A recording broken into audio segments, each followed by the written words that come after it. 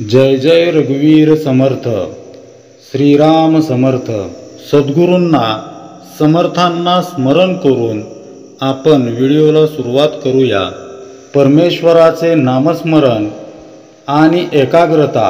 भगवंताचे नाम घेत असताना चित्त कसे एकाग्र होईल ते आपण बघणार आहोत. तर नामस्मरण करताना चित्त एकाग्र का होत नाही, त्याकरता काय करावे लागेल, त्यावेळेस आपले चित्त एकाग्र होईल. नामस्मरण करत असताना हजार तऱ्हेचे आपल्या मनामध्ये विचार येत असतात, हे खरंय. कारण आपण प्रपंचामध्ये असतो. प्रपंचामध्ये नानाविध अडचणी आपल्याला येत असतात. त्याविषयींचे विचार नामस्मरण करत असताना आपल्याला सतावत असतात, मनामध्ये येत असतात. त्यांना आवरण्याचा पहिला उपाय म्हणजे त्या विचारांच्या मागे न जाणे. म्हणजे येणाऱ्या विचारांवरती सतत विचार करत न बसता, त्यांचा पाठलाग न करता, विचार जर येत असतील तर त्या विचारांना फाटे फोडून ते वाढवत बसू नये. म्हणजेच मनोराज्य, विचारांचे मनोराज्य करू नये. विचार येतील तसे जातीलही, तिकडे लक्ष देऊ नये. एक गोष्ट सतत लक्षात ठेवावी की एकाग्र चित्त होण्याकरताच नामस्मरणाची गरज आहे. चित्ताची एकाग्रता ही फार पुढची पायरी आहे. आपले चित्त चंचल आहे, त्याला कुठेतरी स्थिर करून ठेवल्याशिवाय भागतच नाही. म्हणून ते नामात गुंतवून ठेवावे. पहा, सद्गुरू काय सांगतायत की आपल्या विचारांना, आपल्या मनाला इतरत्र कुठेही पळू न देता त्यावरती सद्गुरूंनी, समर्थांनी सांगितलेला एक सहज उपाय म्हणजे नामस्मरण करीत असताना ते नाम आपण आपल्या कानांनी सतत ऐकावे, ऐकण्याचा प्रयत्न करावा. म्हणजे एकाग्रता व्हायला 100% मदत होईल. एकाग्रता झाल्याशिवाय नाम घेण्यात अर्थ नाही आणि नामाशिवाय एकाग्रता येणार नाही, एकाग्रता होणार नाही. असल्या या संशयात न पडता साधे सोपे नाम घ्यावे, ते सतत सहज घ्यावे. म्हणजे आपोआप आपली एकाग्रता वाढेल आणि मन, चित्त एकाग्र होईल.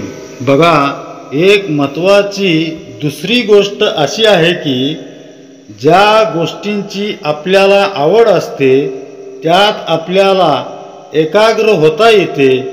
आपल्याला विषयांची खूप आवड असते, म्हणून विषयांचे सेवन करताना आपण एकाग्र होतो.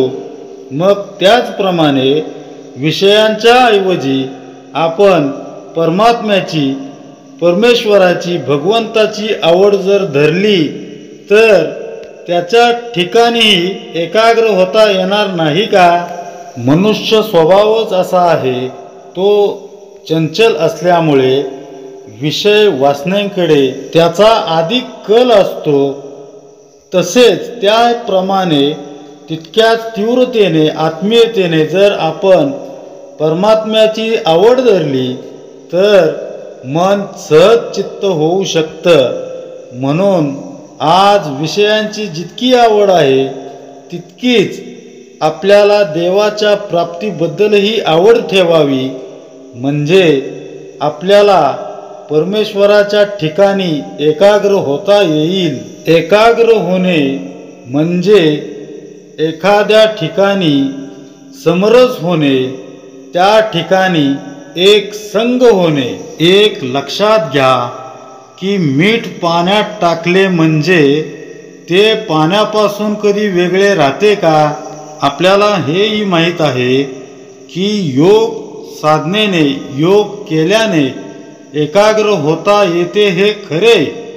पण जोपर्यंत समाधी आहे तोपर्यंतच ती एकाग्रता टिकेल.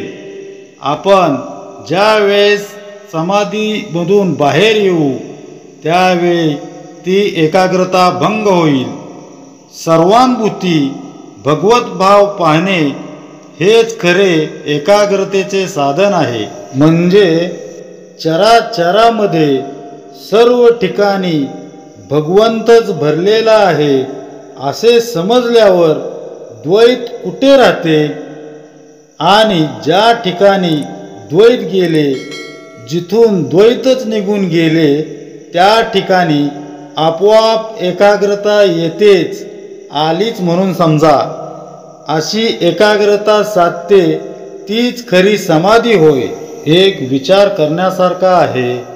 मनुष्य जर सहज अगदी एकटा असला किंवा एकांतात असला तरी आपल्या काल्पनिक बुद्धीने तो अनेक स्वप्ने बघतो, अनेक ठिकाणे हिंडून येतो. एका क्षणात या ठिकाणी तर दुसऱ्या क्षणात तो हजारो लाखो करोडो किलोमीटर फिरून येत असतो. मनुष्य एकांतामध्ये आपली स्वप्न साकार करण्याचा, स्वप्न साकार होत असल्याचा तो प्रयत्न करत असतो. परंतु त्या विचारांना, मनामध्ये येणाऱ्या विचारांना अनेकानेक फाटे फुटतच जातात. त्यामुळे मनुष्याच्या विचारांचा एक मोठा समूह बनतो आणि मनामध्ये ताण तणावाची निर्मिती होते आणि मन हे अस्थिर होत जाते.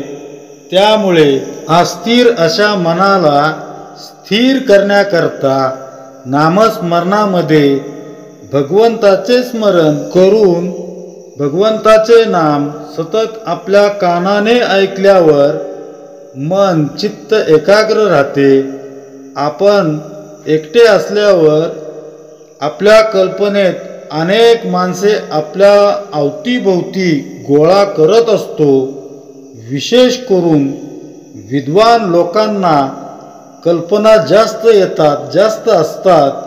तेव्हा जर कल्पना जर करायचीच तर भगवंताविषयीची केली तर फार उत्तम होईल. आणि असा सकारात्मक विचार आपल्या मनामध्ये सतत घ्यावा की भगवंत हा दाता आहे, त्राता आहे, सुख देणारा आहे. अशी कल्पना आपण नेहमी करूया. त्यातच आपले खरे हित आहे. कल्पनेच्या पलीकडे असणारा परमात्मा आपण कल्पनेत आणून सगुण करावा आणि तिथेच आपले चित्त स्थिर करण्याचा प्रयत्न करावा, ही नम्र विनंती. एवढे करूनही जर मन एकाग्र होतच नसेल तर न होऊ द्या, पण नामस्मरण घेणं, नाम जप करणं कधीही सोडू नये. जय जय रघुवीर समर्थ.